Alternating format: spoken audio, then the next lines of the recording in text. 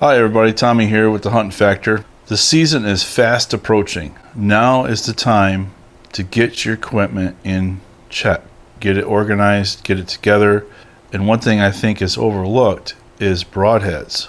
Not just buying broadheads, but if you got broadheads that need to be sharpened, now is the time. So I just want to throw a quick video together for you guys, a little bit of words of encouragement to get those broadheads sharpened and ready to go.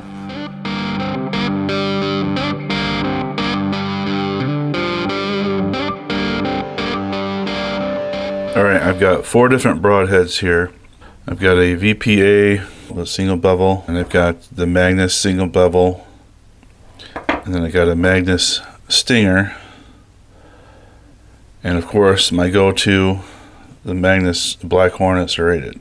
The reason why I got all these is I just want to show an example of what styles of broadheads will work with either sharpener. I have 2 sharpeners here. I've got the Stay Sharp jig. Works pretty good. It's not as fast as the Work Sharp, but you basically just take your broadhead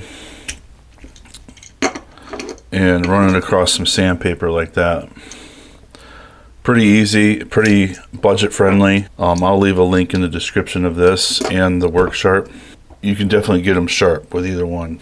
I got this at Cabela's, and I know it's a kind of pricey, but sometimes you can find a sale. I got it on sale for like 80 bucks. Alright, so we're going to use the Work Sharp Sharpener today on the Magnus Black Hornet.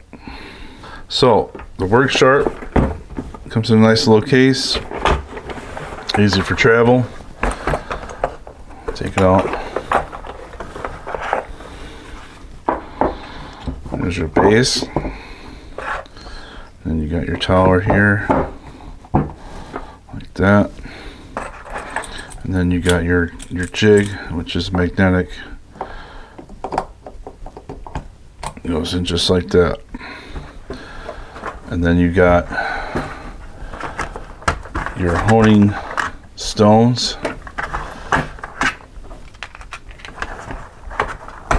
And you got a strop here. And you got, let's see here, 400, 220, and 320 honing stones there. And on this one, you got 600. Kind of got wore off, so I put a marker on there. Then you got 800, and then you got the ceramic. So what I do is I usually will start with the 400, and then I'll go to the 6, and then the 8, and then the ceramic, and then the strop. So first thing you gotta do with the Magnus, take the screw out. Real simple, a micro screw driver right here, and unscrew that just like that. Get it over there so you don't lose it. Pull that out. And then what I like to do is line this up perpendicular, so that way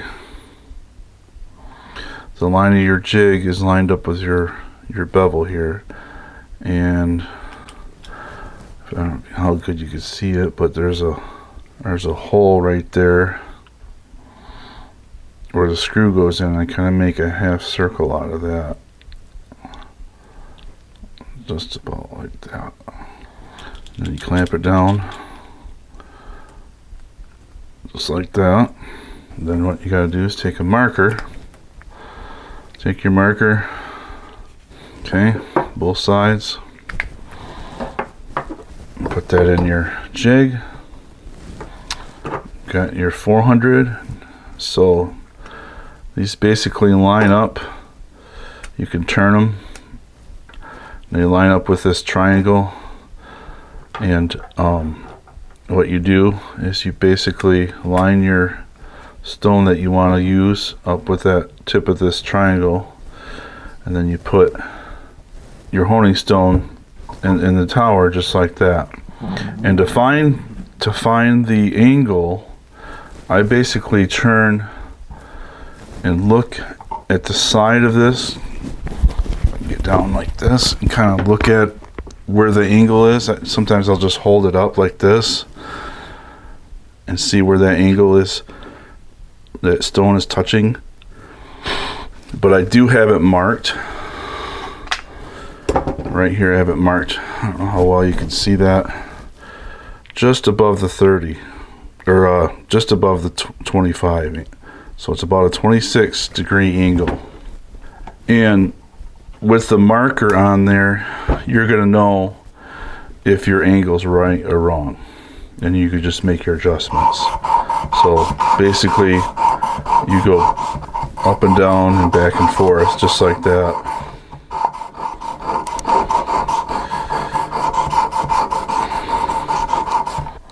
And you can already kind of see that I got a little bit of silver right there. I don't know how well you can see that. So my angle is right. So flip it over and do the other side.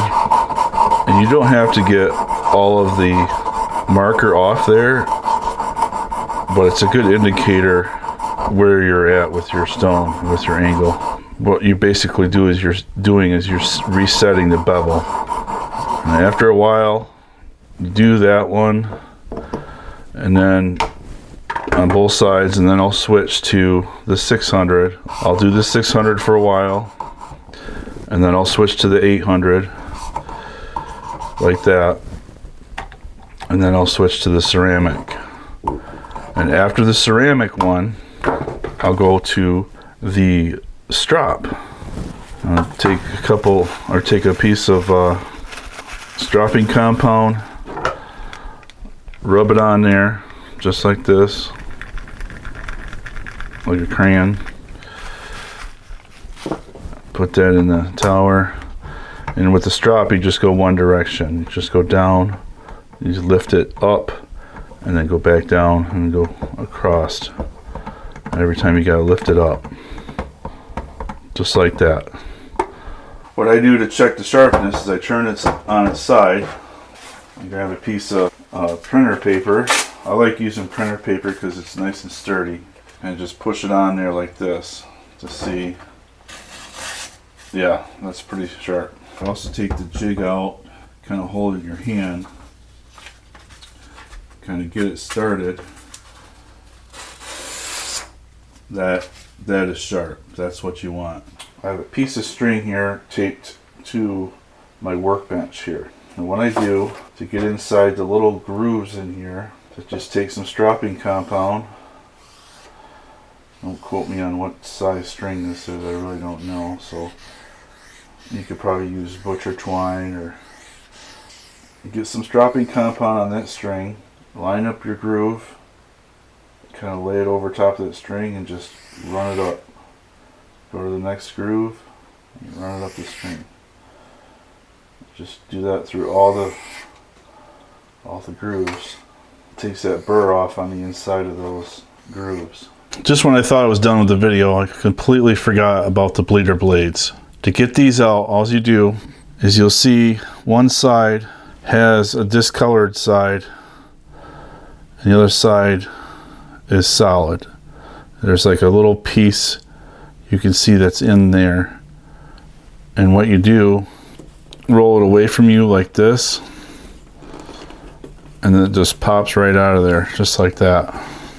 And then you'll have a little piece here, and then your ferrule and your blades. I only sharpen the top ones, not the underside.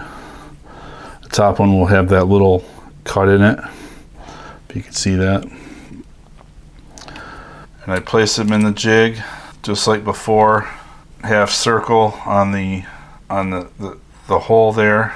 Keep that blade perpendicular with the jig. Clamp it down. Apply the marker on both sides. It's the same concept, except for all you do is you don't go side to side, you just go one motion. You start off with the 400, then the 6, then the 8. Same way you would do the main blades. So those are the bleeder blades for you. Alright, so just a quick overview of what I just did. Got my blade in there, set my angle to 26 degrees. Started off with a 400 grit, then I went to the 6, then I went to the 8, then the ceramic, and then I did the strop. And then after I tested it with the paper, used the string and the stropping compound, and got in between the grooves of the broadhead. Well, there you go. That's how I sharpen my broadheads, get ready for the season. Hopefully this is some words of encouragement, get you motivated, get your gear ready. Thanks for watching. I'll see you next time.